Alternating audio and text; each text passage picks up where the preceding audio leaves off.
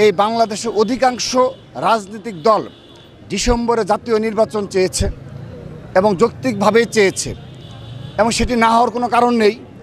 এই জুলাই 5 আগস্টের পর থেকে যারা এখানে দায়িত্ব পালন করছে উপদেষ্টা হিসাবে, তাদের কাজের গতি খুবই স্লো ছিল। আপনি দেখবেন যে শেখ হাসিনা বিচার থেকে শুরু করে, বিশেষ করে আমি ছাত্রলীগের কথা বলতে পারি, ছাত্রলীগের সন্ত্রাসীদের বিষয়ে তাদের ব্যাপক উদাসীনতা রয়েছে। আপনি দেখেন 10 মাসে শুধুমাত্র ঢাকা বিশ্ববিদ্যালয় এবং জাহাঙ্গীরনগর বিশ্ববিদ্যালয়ে নামকাওয়াস্তে একটা লিস্ট প্রকাশ করা হয়েছে, কিন্তু তাদেরকে দৃষ্টান্তমূলক বিচারের আওতায় নিয়ে আসা, যেটি জুলাই আগস্টের অন্যতম দাবি ছিল, জুলাই আগস্টের পরের বাস্তবতায় সাধারণ শিক্ষার্থীর প্রধান দাবি ছিল এই ছাত্রলীগের সন্ত্রাসীদের বিচার করা, যারা সাধারণ শিক্ষার্থীদের হামলা করেছে এবং যারা বিগত সময়ে 15.5 বছর ছাত্রদলকে ক্যাম্পাস থেকে বিতাড়িত করে রেখেছিল।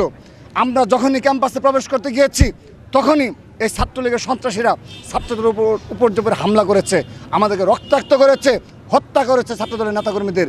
কই তাদের তো বিচার আমরা দেখছি না, তাদের বিষয়ে তো কোনো বক্তব্য দেখছি না। তাহলে এই 10 মাসে তাদের অর্জনটা কোথায়? জুলাই আগস্টের পরের যে প্রধান যে কাজ ছিল, সেই প্রধান কাজটি তো তারা করতে পারেনি।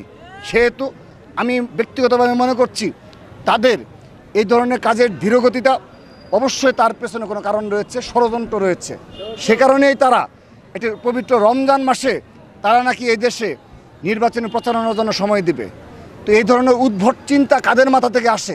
আমি মনে করি এখানে একটি গভীর ষড়যন্ত্র রয়েছে। এই এনসিপিরই সহযোগী দল হিসাবে আমি বলবো যে জামাতে ইসলামী, এই দুটো দল মিলে অবশ্যই কোনো ষড়যন্ত্রমূলক দুর্বসিন্ধি থেকেই তারা বলছে যে ডিসেম্বরে তারা নির্বাচন চাচ্ছে না।